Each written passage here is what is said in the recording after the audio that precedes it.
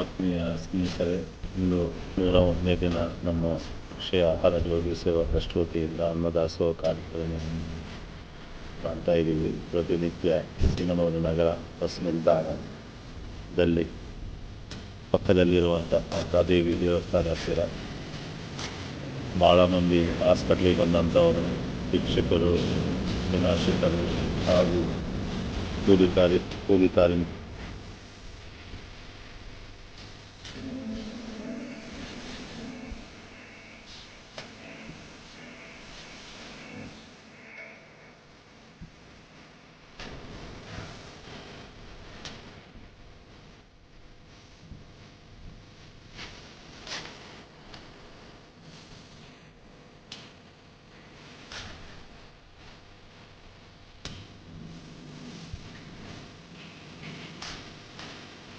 ಓಂ ಶ್ರೀ ಗುರು ಬಸವಲಿಂಗಾಯ ನಮಃ.